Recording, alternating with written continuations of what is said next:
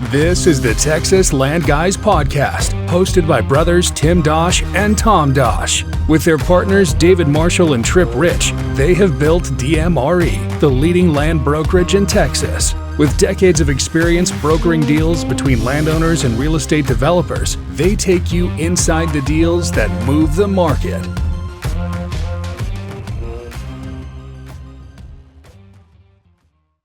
Welcome back to the Texas Land Guys podcast. Tim, it's good to be back with you.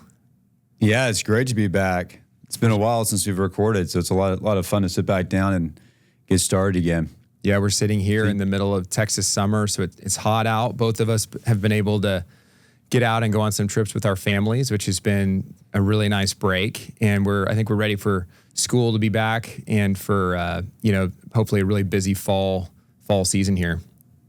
Yeah, that's right. You had a great mountain trip, Tom. You were up in Colorado Springs and Wyoming and Montana, and you kind of got to see a lot of the Rockies, which is awesome. Yeah, so we grew up in Montana for a number of years, and so it's been something I've wanted to do, take my kids back up to see some of the areas that we were when we were younger. So we put almost 4,000 miles on the car and drove up through, like you said, through Colorado Springs, spent some time there, had a lot of fun, just lots to do there. It's a really neat town. And then went up into Jackson and saw the Tetons and Yellowstone and spent time there. And then we were in Red Lodge, which is a real small little mountain town in Montana that I probably shouldn't even say the name of because I don't think we want a bunch of people going there. It was Red fun. Lodge is awesome. Yeah, it was fun. What I've been telling people is Jackson is so beautiful. The Tetons are incredible. It's probably one of the prettiest places in the lower 48. But then there were so many people, it was kind of overwhelming. Like we went into town and it was like being at Disney World or something. It was so packed that we couldn't find a parking spot. We actually, one day we were going to have lunch and just had to completely abandon it. And it's a little unfortunate because, when you're out in the mountains, you want to be able to feel like there's not just tons of people. And it's especially coming from Montana. Yeah. Then we went to Montana. And it was funny because we were running low on diapers. I've still got several kids in diapers. And so went to the grocery store in Red Lodge and there's no diapers. And I'm like, what town has a grocery store with no diapers? So anyways, it gives you the big difference between, Red Lodge, which is a town of like 2,000 people up in the Beartooth Mountains of Montana, and then Jackson, which was just, bustling. But we had a great time. And then on the way back, we stopped with a friend of mine that lives outside Denver and has just an incredible property that overlooks Pikes Peak. He bought an old log cabin and has redone that over the last several years. He's a kind of a CFO that works down in Denver, so he commutes in every day, but had a great time with him. And I think both of us, we love the outdoors. And you and I talk a lot about just like quality of life. And so getting to see what he's doing, he hunts elk every year. So he had like 1,000 pounds of elk in his freezer. So we were having elk steaks and elk burgers. And he always gives a hard time. He's from Oklahoma. So he gives a hard time to Texans because he claims that the average time it takes a Texan to kill an elk in Colorado is like 14 years. Well, I guess this is like a stat because they track it. It's probably true. You get a tag. And he says, a lot of these Texas guys, they hire these big outfits. They spend like, tens of thousands of dollars. And like the consistent story is always like, we had a great time. We didn't get an elk, but we had a great time. It was so beautiful. And these guides are just making so much money. And so he has an elk herd that he just like scouts out throughout the year. And then every year he goes and takes one down. And then he had a 60 elk herd on his property while we were there, and a black bear and a mountain lion. So we were having a lot of fun with him. Wow, that's incredible. Yeah, he's got like his own garden and stuff, and he's like truly living off the land, which is pretty neat. I was jealous that for him, it's like living in the woodlands and commuting to Houston, or, living in up here would be like living in maybe McKinney and commuting into uptown. Yeah. And he's up at 8,500 feet. Overlooking, like I said, the mountains. And so that was a lot of fun. And yeah, one night he was like, there's this tea I like to make. It really helps my immunity. And so he went out into his garden and picked all the different, leaves for the tea and made tea. And it was just like pretty so wild cool. That I told him, I was like, I think people assume that no one really lives like this anymore. Or this is like a reality TV show that you watch, like on TV where it's like some guy moves into the Alaskan wilderness and tries to make it. But we had a lot of fun. He has kids that are same age as my kids, and so my kids were That's cool. Sad and to you leave. played football with him, right? In high school. Was he a receiver or what? Josh, he actually play? he played college soccer. So he was soccer, I was football. But we were I thought he was on your friends team. that go back to high school, yeah. So that was a lot of fun. Just a good break. I felt really rejuvenated coming back. And you had recommended a couple of business books. So I was reading those while I was out there. And I think what I've read so consistently in a lot of these books is a lot of high achievers and a lot of people that are probably listening to this podcast, like you just don't take enough time off with your family. Don't take enough time off to take a break and to do things with people that you care about and love. And you actually assume that if you don't take that time off, you'll have time later. And you think that, you can accomplish so much more. But all the studies show that, like there was a crazy stat I was reading that 13% of like actual strategic ideas in business happen at the office. And the other 87% happen outside the office. And it's, doing That's things crazy. that you love doing with people you enjoy being with. So yeah, thanks for asking about it. It was a fun trip, and now we're back in the pool, back sweating it out here in Texas. That's right. Yeah, getting back to the Texas heat. Yeah. I will say though, it always feels good to drive back to Texas and get across the border. As fun as I have up in the mountains, there is something about being back in Texas. When we lived in Oklahoma growing up, I always felt like that when we came back to Texas. It was just different. Yeah, Texas feels like home. Yeah, for a lot of reasons. Yeah, that's great. Well, what are we getting started talking about today? Yeah, I mean, so one of the ideas that I had for what we could talk about today was just this idea of who's driving a lot of these deals that you and I are involved with. And so is that the seller? Is that the broker? Is that the developer? And I thought that would be an interesting topic because no deal is the same. And I think that there's probably a lot we can help our audience understand about the business, but also even just things we've learned in trying to help sellers and trying to help our young brokers, things we've learned ourselves as a broker, and then also in trying to pick the right developers, because the concept of who's driving the deal, it's like who's really kind of spreading their elbows and saying like, this is what has to happen on the deal. You have to be careful a lot of times that it's not the broker or that the seller's being reasonable or that you don't have a developer that, if you're not an experienced broker, is giving you a lot of just poor information. So why don't we kind of talk through that? And I think we both have a lot of examples of just maybe stepping into the business. Maybe we start there, stepping into the business. What would you say you thought your role would be as a broker, as far as like driving a deal and being a deal maker? And then how is it maybe a little bit different than that when you really got into it and found your own art in the business? I think maybe one of the biggest things is that when you're outside the business or new in the business, you think that negotiating is a bigger part of it than it actually is. There's a misconception that every deal you have to fight, and there's these intense negotiations and you got to negotiate every point. And that's typically the inexperienced broker, seller, or developer who's doing that. For the most part, it's really important to figure out, is this a real deal that's worth fighting for first? Because there's a lot of deals that aren't worth fighting for. What's the outcome that we're trying to get? Are we trying to get a quick close? Are we trying to get, a higher price? Really starting to align the direction that you're going. And then what are the important, conditions that we need to have for that to happen? And so there are things you negotiate, but you're very careful what you negotiate based on the outcome that you're trying to get to. And so I think it's really important. People think like developers and brokers will go back and forth, like who's more important, and the brokers think they're more important and the developers think they're more important. The reality is that you have to work together, and you have to work with the seller for everybody to get what they're trying to get out of the deal. And you can push back against each other, and we do a lot with where our interests are, if we're on the seller side or the buyer side. But ultimately, everybody has the same goal. And so you got to be moving in that direction. And what we see typically is, the sellers are trying to either maximize price or they're trying to get a fast deal because they want to get the money in. They want to go do something else with the money. Most developers are not trying to steal the property. Now, there might be some that are, and there might be some that would try and type a property forever. Mm-hmm. And we try and steer clear of those kind of people. But the stronger developers really care about getting a deal that works. And they'll pay what they need to pay for the deal to work, because the actual success of the deal on the investment sales side is not really impacted that much if they paid 10% more for the land or 20% more for the land. It's a lot more impacted by the timing of the deal. Do they get the entitlements they need? Are there the issues with the side issues that are, figured out and solved for? So I think those are really the kind of the key factors. Yeah, that's good. And I was, for me, it was probably thinking along those same lines. When I got into the business, I remember going into meetings, especially early on when I started representing developers, and I'd be going to a meeting by myself. And I was always watching you and David when I was in meetings with you guys. But when I was in meetings by myself, if I didn't say anything or didn't know or didn't say very much, a lot of times I was always trying to figure out, like, what do I need to be bringing to the table here? But then I started observing other brokers in these meetings. So I would be maybe bringing like a Trammell Crow to an opportunity. I remember a deal in Greenway Plaza that was a pretty dense development. It was going to be like a mid to high rise development, really prime location.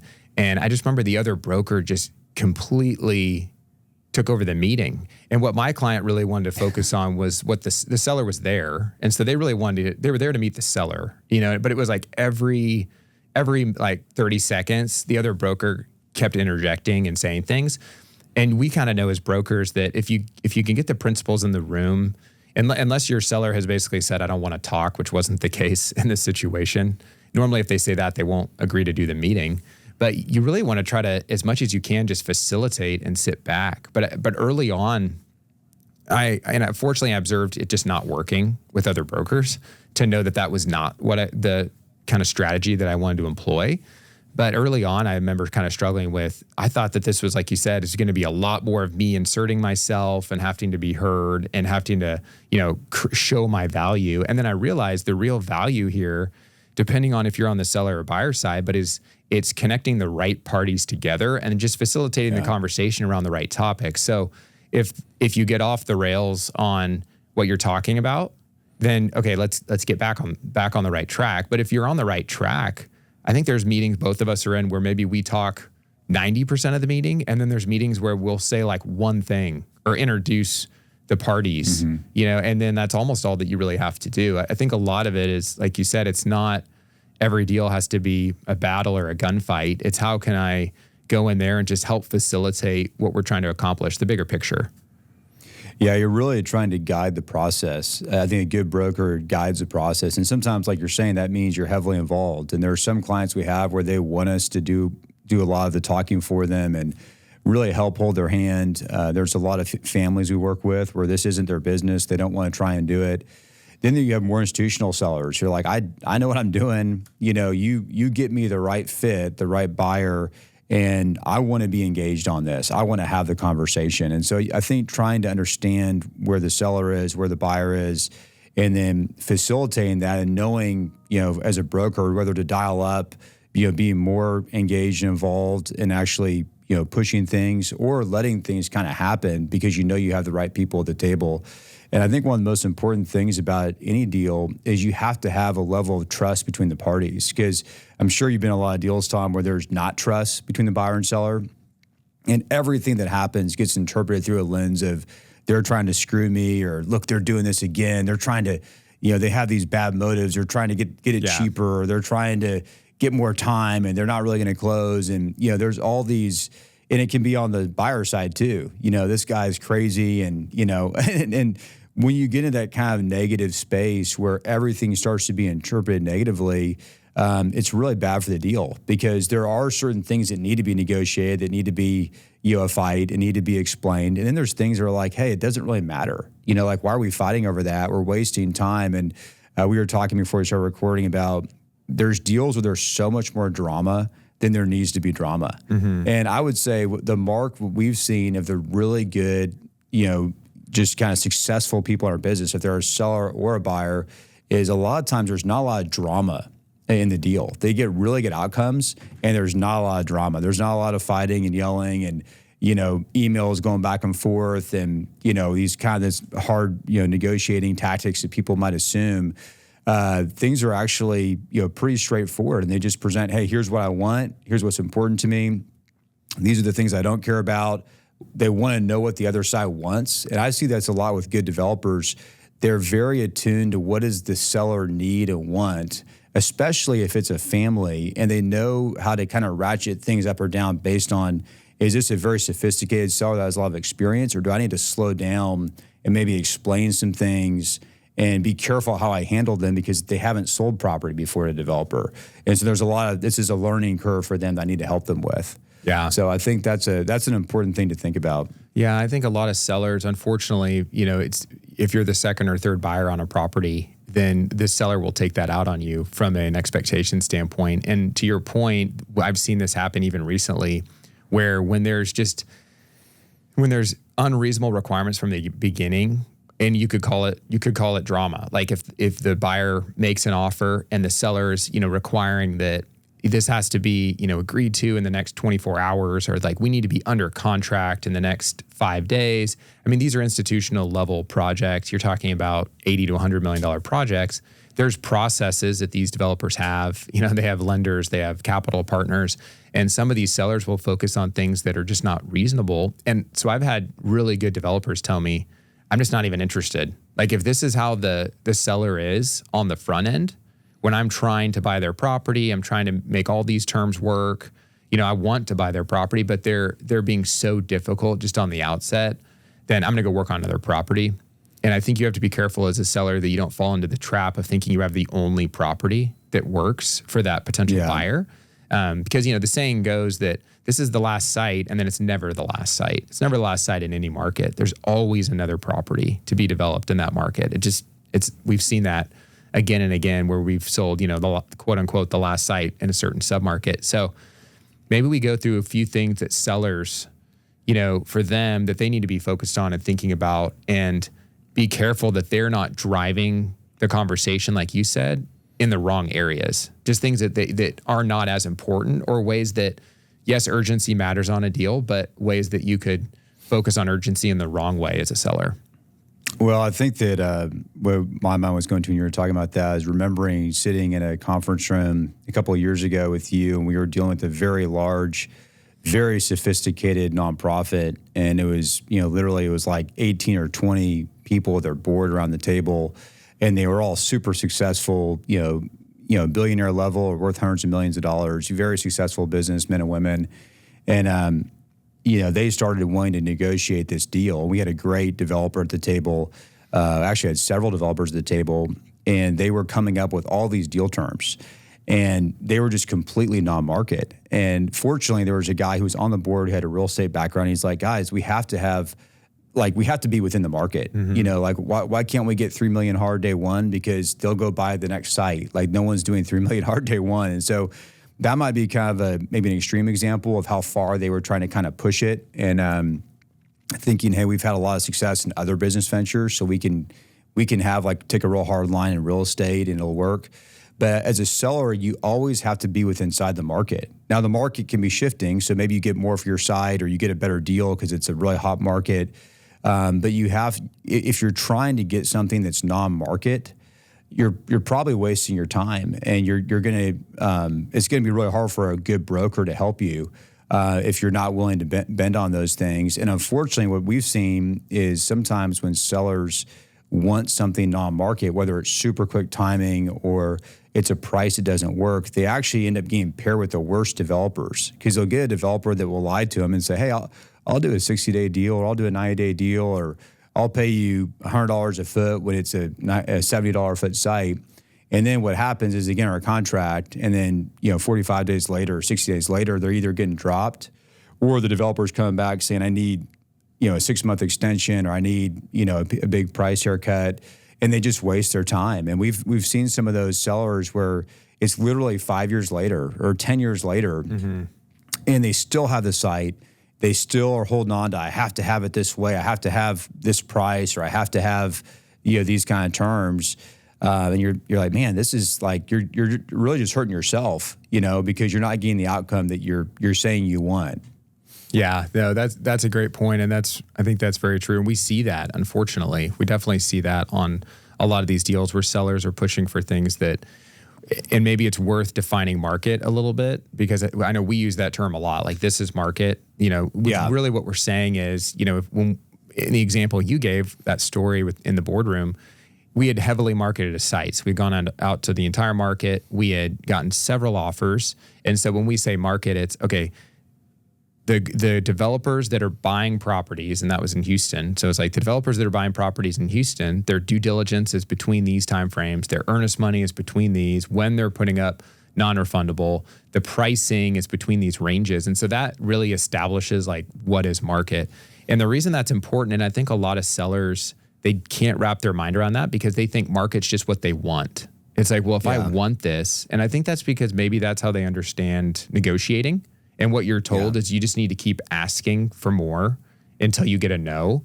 But I think with understanding market, you find that, and I was going to say the same thing, the developer that comes in with the offer outside market, a higher price, everyone in the market's saying 9 months, and he says, I'll close in 60 days.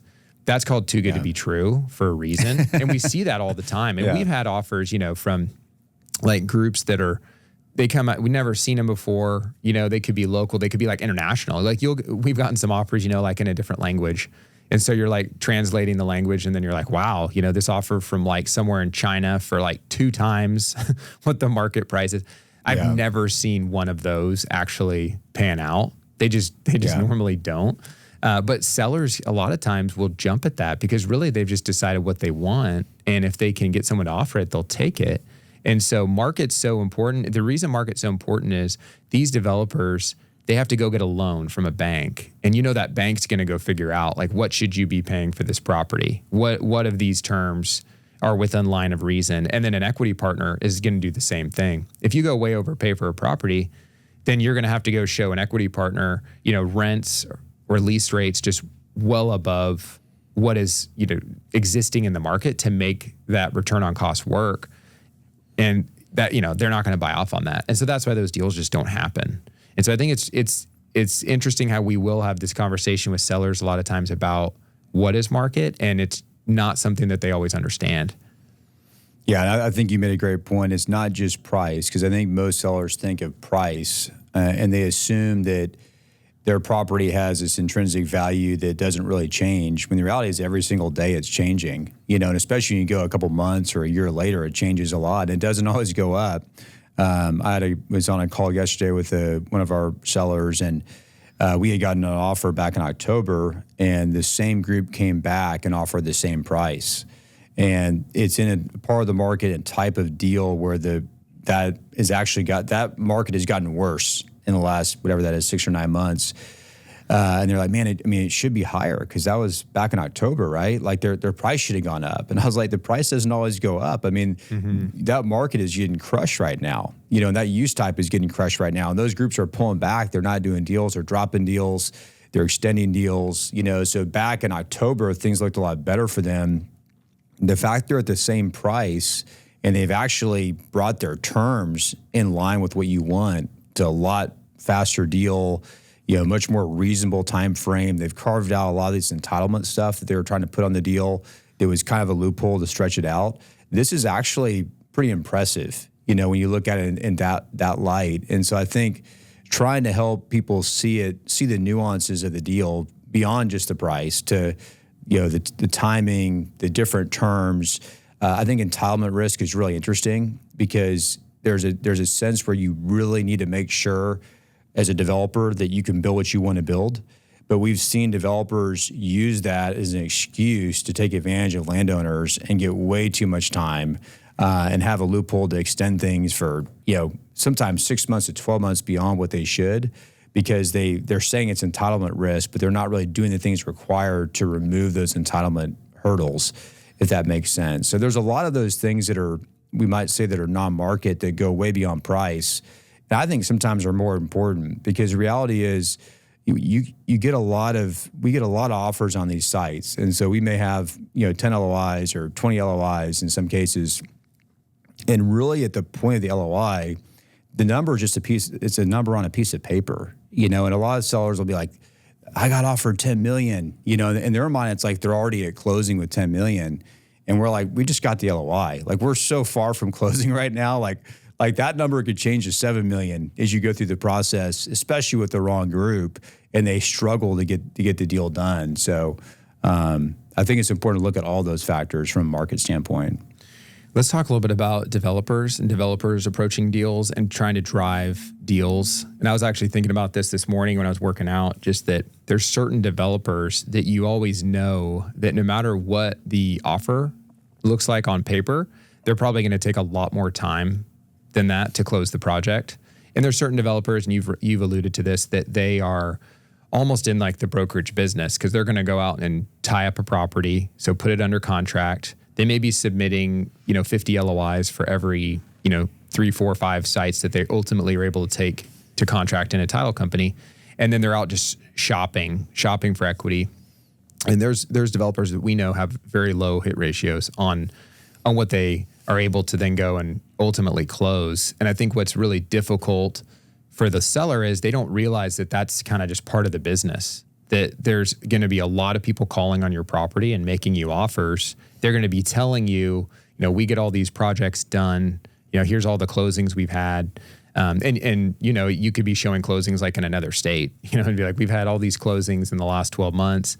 And the seller believes that it's like selling your house. Like they'll do some inspections. Everything's going to check out because I know my property's great. And then this developer's going to close. But there's developers that they're so focused on just getting site control.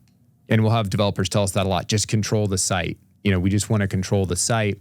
And you really have to be careful because the way that will, drive the deal is they may continue to tell you that, and you can kind of do this endlessly. And we've seen this, I found something in due diligence. And so I need an extension. There was something that wasn't completely. Now we've been doing this long enough to kind of know when it's real or when it's not. But there's plenty of times where there's, asking for extensions, and then eventually a lot of times they'll just come out and say the market's difficult or our assumptions weren't good and we can't capitalize it. So now can we have like 9 months just because we don't have the money? But I would say that a lot of these developers that are trying to drive these deals in a negative way, it really stems from the fact that they just don't have the money. But they're not going to probably come out and say it. And if they do, they'll come and tell you that every other developer is facing the same problem. And we hear that a lot, that no one can get anything done right now. And that's why I need a long extension. And, we were talking earlier about developers that even in the difficult markets are able to execute. And so I think it'd be interesting to talk more about like the positive side, because what I just described is actually a pretty significant percentage of the market. Because there's a lot of companies that the barriers to entry are pretty low to just kind of get into the business. And we've even seen just a lot of new development companies form since COVID and since the interest rate spike because there's been so much disruption in the market. And so it's kind of overwhelming for landowners. I had a landowner text me the other day. He's like, I just got another offer on my property. I didn't know so many multifamily developers existed. There's so many. I've said it before, over 400 that we track here in DFW, multifamily developers. So, but you want to talk to maybe more of the positive side of when it makes sense to let a developer, the right developer, drive the process. Yeah, I think it's credibility. Someone who has a really good resume and they've done a lot of deals, especially when they've done a lot of deals in that market. And not to say that we've had some great developers come in from out of state and be really successful, but we tend to look at the developers who've done deals, in Dallas or in Houston or in Austin, who have experience working with the city or the county in those places. You have a lot of people on the ground that can help them, have a real team to work through problems that come up, especially in Houston with our mud situation. We have a lot of sites where there's capacity issues. You're trying to get annexed into mud. There's a lot of complications. And so someone who understands that process, who has really good engineering consultants, and who just has experience doing that, I think is really important. So, from the capital side, I think you made a really good point, because right now, especially, it's a tough capital. The capital markets are tough, for industrial, for multifamily development, a lot of these different uses that we work on. And groups are really struggling to get capital. Even the strong groups are struggling to get capital. And so there's a lot of these guys who literally are tying sites up, hoping to get lucky, hoping that interest rates drop quickly, that capital comes back off the sidelines and they just catch it at the right time. And that's their only way they're going to get the deal done. And so, we tend to look at not just groups who say they have a story on the capital side, because everybody has a story. I mean, I know, Tom, we sit in these conferences with people, and it's like, we have this fund and, it's $1 billion fund, or everybody has some story. Then you'll find out later, like they never use the fund, or don't really control it, or it's not discretionary, or we have this capital partner, but that capital partner is not doing deals with them in this market. And so making sure that the capital story is real, which a lot of times means that they've done other deals in that market with either the same capital source or multiple capital sources that are strong. And the stronger developers have done that. And so that's a critical thing to make sure, because you can negotiate the contract great, you can do a really good job figuring all the side issues out, but if there's no money to do the deal, there's no deal that's ever going to happen on the site. So I would say capital is probably the biggest thing, their capital relationships, their track record. But then, the other concern that we have a lot of times is there's some groups who just look at things from a very cookie cutter way, and they're not creative. And so a problem will come up on the site, or maybe the site shrinks a little bit and they can't redesign their deal to fit the site now. Or there's problems with the architectural issues where they have to adjust the facade or adjust the building materials, and they just won't do it. And so I think that's another thing to watch out for. I think the strong developers are really impressive at how they can adjust to, hey, an environmental issue came up. We know how to work through the TCQ and figure this out. We're not afraid of this. We can solve this. Or, there's some easement issue that came up. We need to, work to resolve that. Groups who will roll their sleeve up and go figure it out and really put the work in, have the right team to do that, versus maybe on the negative side, the developer who's hoping that the deal is just kind of wrapped up in a bow. And if everything works, then they're going to do the deal. But if there's problems that arise, they're going to back out of the deal. Yeah, it's interesting because, we started working together, and then ultimately you and David 15 years ago or so, even before I joined the team. And so it's a lot of experience of just working with a number of different developers, and everyone is trying to be successful. So all these developers, they have aspirations. They're trying to go somewhere in their careers, and a lot of times it's like they have to start somewhere. So it's a guy that got a big opportunity at a new shop, and that maybe they're growing into Texas, and they've always been active in California or the Southeast somewhere, and they kind of have to start by just putting properties under contract. But then we've seen a lot of these developers not get backed up by the parent company. They ultimately decide we're going to pull out of Texas, or we can't be aggressive in Texas. I'm having that conversation a lot right now with developers that they don't know how to underwrite rents, and they don't know how to underwrite costs if they're not here in Texas. And they're really struggling to figure out, like, how can JPI and TCR and Alliance and all these big Texas active developers, how do they just keep doing projects? And I told a developer that you and I have known for a long time, over a decade. They've been out of Texas for a while. They're looking to come back in. I told them the other day, I said, if you don't change that assumption, you shouldn't even come back into Texas. I was like, you just won't be able to do anything. Like the market's hard, but there are quality developers here that know how to get projects done. And there's obviously an element of risk and development. And none of us knows the future, but you have to be more aggressive than that because it's competitive. And I really feel for landowners when you're getting so many offers and you just don't know, what you can trust and who you can trust. And obviously the $10 million offer is a lot better than the $7 million offer, but the $10 million might not even be real. So it's a hard position to be in. And we feel that because I think there's definitely developers that will get to know the landowners and feel that and form great relationships. But there are developers that they just kind of tie sites up and drop them, don't do any work. And it's really unfortunate because we've been there to kind of pick up the pieces with these families. And there's families I'm thinking about right now where they've just been kind of mistreated in the process and they still have their properties and maybe they've missed their window or it's a zoning issue and it just would pick the wrong buyer. And, that's where it is fun to do what we do. And so let's transition to talking about brokers because it's fun. And on the broker side, if you can work with landowners that are willing to allow us to advise them and really just, teach them what we've learned, just all these relationships we've had for years, the number of projects we've been involved in, and understanding that there is a part of this business that it's kind of like a game. It's like, how many sites can I put under contract? And I know I won't close that many. Every developer will tell you at some point that it's a numbers game. So helping these landowners, advising them, getting to be a part of that, I think is a fun part of what we do. But maybe talk about either side of that, like the good or the bad ways that a broker we've seen or can drive the process?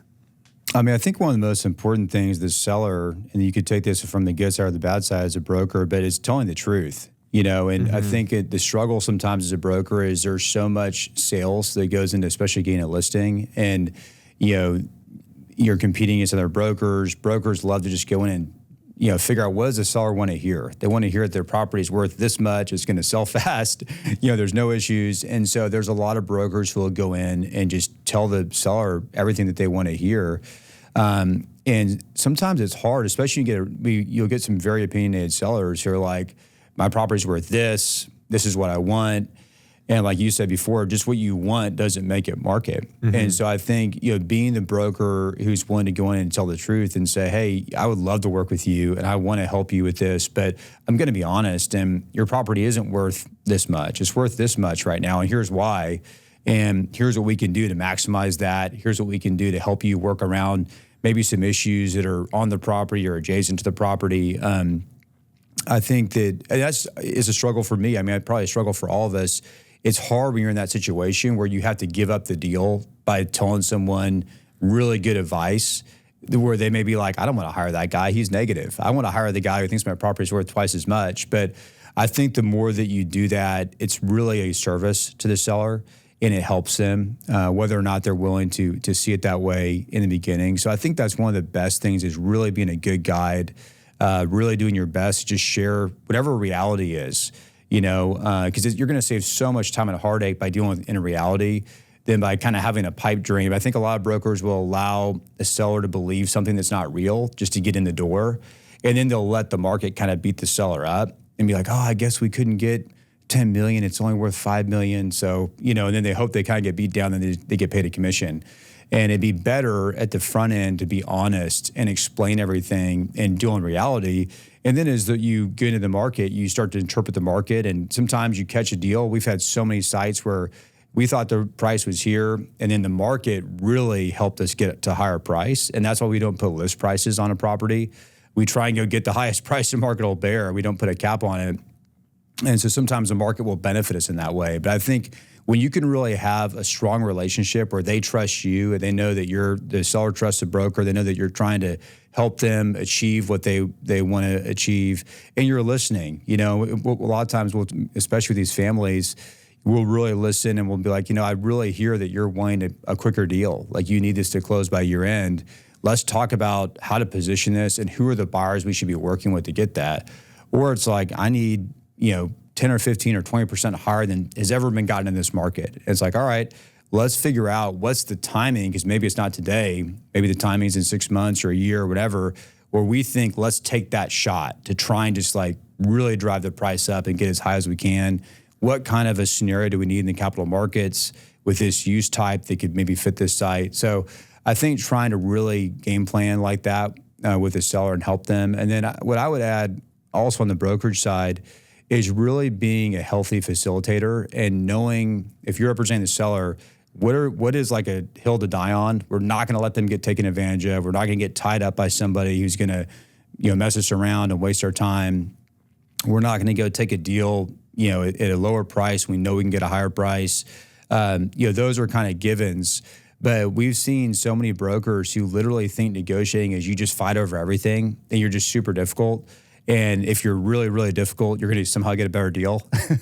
And those are typically the deals are the worst outcomes. Either the deal never sells, or they get, like we said, they get with a bad developer and they get taken advantage of. And so I think, true negotiation is actually having the knowledge of really having, thousands of deals under your belt, that you've negotiated and worked on, and knowing, having the feel. I think it's, Tom, you might think it's more of a feel of like where this deal needs to go. Where do I push? Where do I need to like let off the gas? Where do I need to let there be a conversation? How do you manage a situation? Yeah, I mean, our business is not going to the grocery store and just like buying a gallon of milk. So what's really hard about our business is it's fun to work on the incredible property that's going to get 50 offers, but there's a lot of just great properties that need to be on the market for a while. And that can be really hard for owners, because they think, again, that everyone's going and buying milk at the grocery store, but not everyone needs land or is going to go buy land. And in our world, yes, is every property sellable? 100%. You can sell any property tomorrow, but the problem is with land, if you had to sell it tomorrow, it could go from being worth 10 million to 1 million, like what someone's willing to pay tomorrow versus what they're willing to pay in 9 months. So that can be hard as a broker, back to your point on building trust and communicating the truth.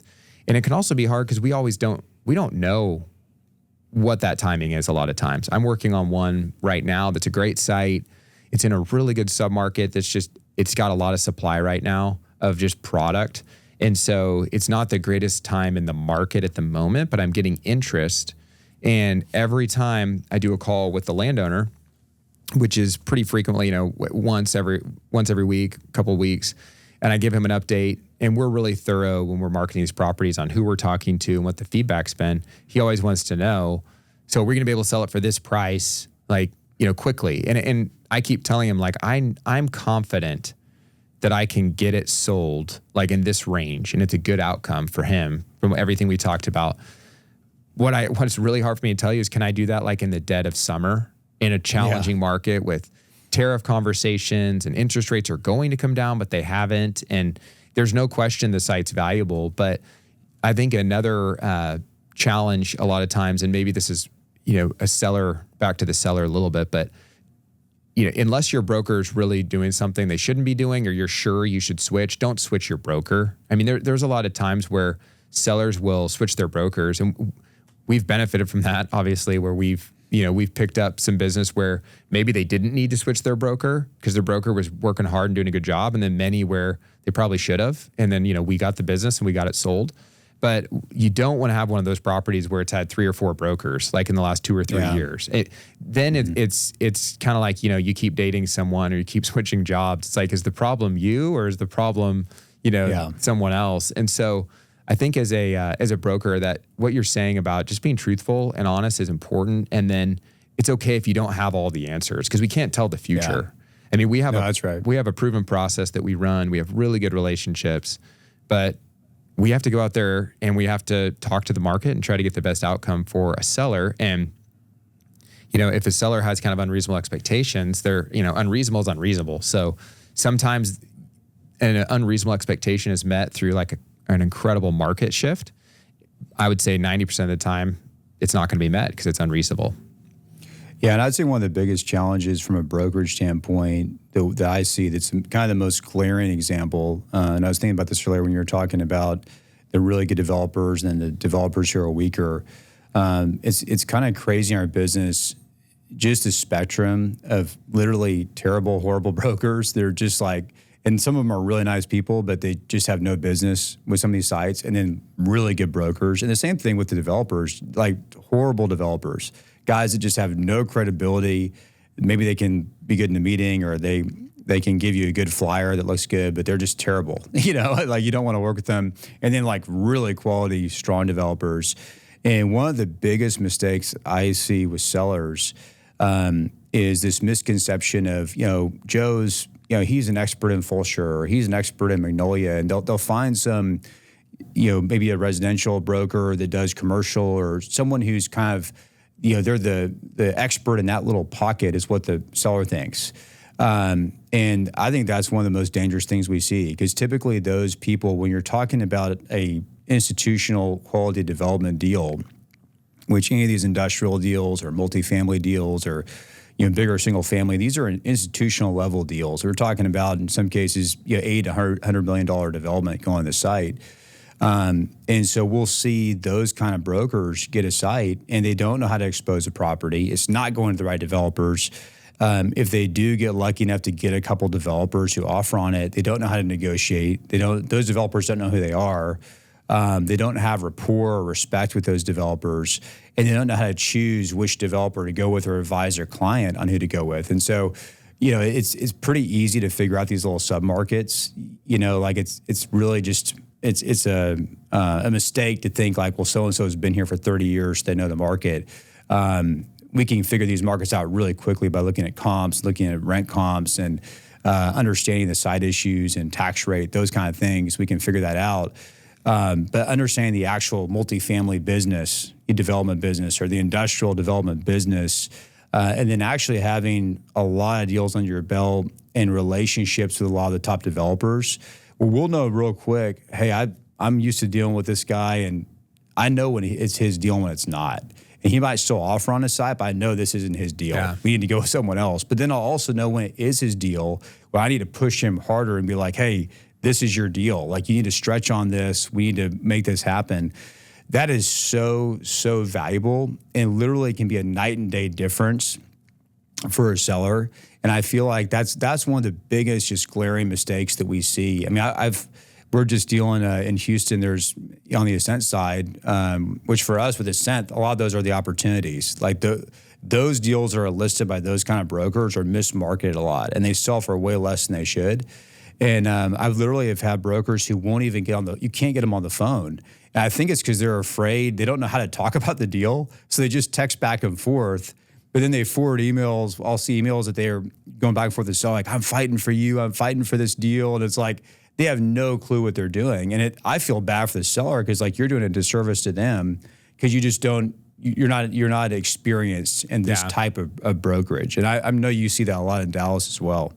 Yeah, we do. And I think that just thinking about this whole concept of who's driving the deal and how it should be, ultimately probably the underlying thing is just building trust across the different parties.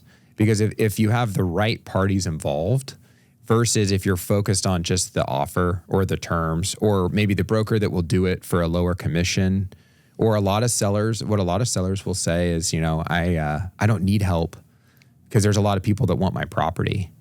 And it's actually, and I was talking to a seller about this the other day.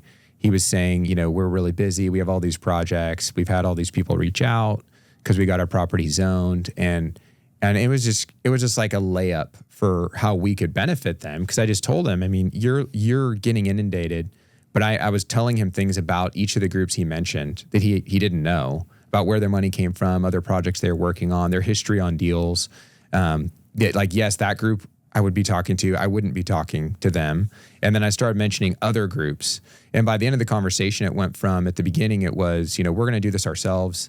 If you want to bring a buyer, you can, to he was like, actually, I think we're really interested in you guys working on this property. Because, and it's, my pitch has always been pretty consistent. It's, how does it really hurt you to have somebody on your side of the table that has so much knowledge and experience on where their money's coming from, what their track record is, how quickly they can really close, the quality of the product they're going to develop, and then all these other buyers you don't know about.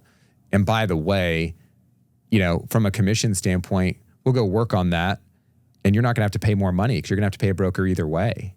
And so once I explained it to him, it made so much sense. But I think for a lot of people, it just depends on what the motivation is. And a lot of what we're talking about that's unhealthy about deals being driven, it's coming from unhealthy motivations, that people have, where they're afraid to fail, or they have to at a certain price. It's like, and why that's so important a lot of times, it probably shouldn't be, but it's just something they've internally decided is so important to them. And then sadly, some of those properties are still out there years and years later and just have never sold.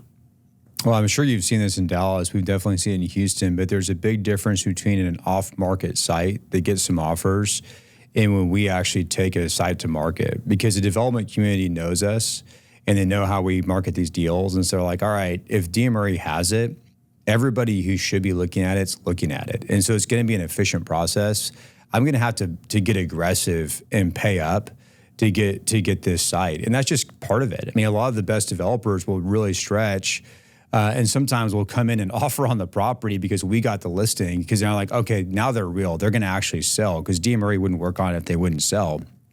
And so maybe they were kind of on the sidelines, like, I've heard about that deal, people are offering on it, but I don't know if the sellers, if they're being advised or if they're going to do it or not. And then once we get it, all of a sudden, it's like, all right, now it's time to go take this seriously and get an offer in. And that might sound like, BS, we're just patting ourselves on the back, but I've seen that time and time again, where that's really impacted people getting engaged on a site and moving quickly on it to make their best offer.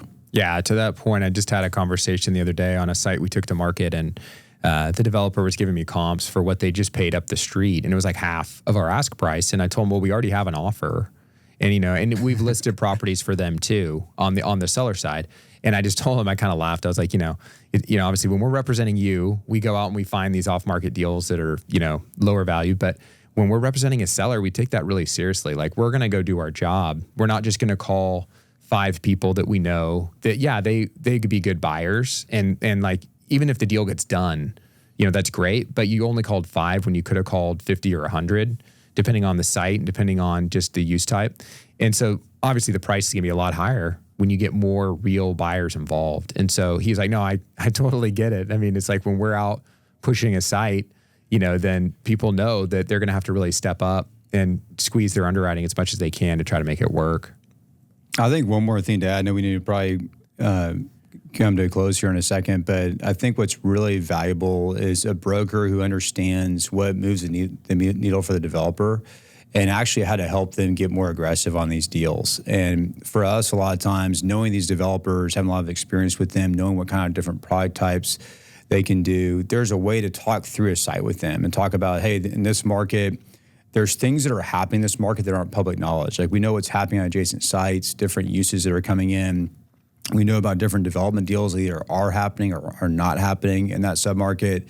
We know the rents. We know a lot of these different factors, and we know a lot of the different construction types. So, like, for multifamily, there's so many different ways you can build a deal, and sometimes the developer will look at it from kind of one lens, and we can say, well, have you thought about this? Have you thought about going to 4-story surface park or a hybrid wrap surface park product, or have you talked about a different type of execution from an architectural standpoint?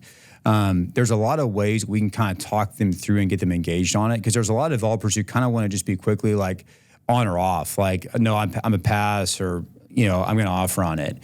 And I think the real value for a broker is having that discussion. And we've had so many groups go from a pass to get them engaged and making a good offer because we talk them through why we think it's a legitimate deal to focus on.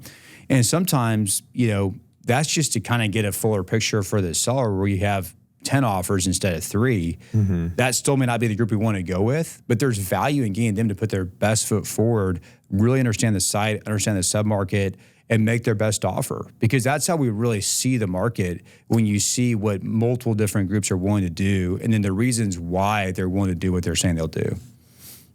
Well, Tim, I think we probably need to wrap up for today. It's good to be back recording together. And we're going to be featuring some more guests coming up, which we're really excited about. And I know I've been talking to some listeners just the last couple of weeks that have, said, hey, I'd like you to have my boss on, or I'd like you to have this person, consider having this person on. So feel free to reach out to us. There's an email address here at the end of the episode. Feel free to reach out to me directly, tom@dmre.com. Would love to hear if you're interested in being featured or just want to talk about anything we've talked about. Would love to go through that. And questions, of course, we're going to do some episodes coming up with questions from our audience. And so we really appreciate the support. It's been a lot of fun just to get to be in meetings and hear that you're listening. And it means a lot to us. We've definitely feel the support. We want to add value in these conversations. So it's good to be doing it again, Tim. Yeah, thanks, Tom. That was great. Thank you for listening to our podcast today. If you have questions about land you own in Texas, send us an email at texaslandguys@dmre.com and follow us on LinkedIn to stay updated.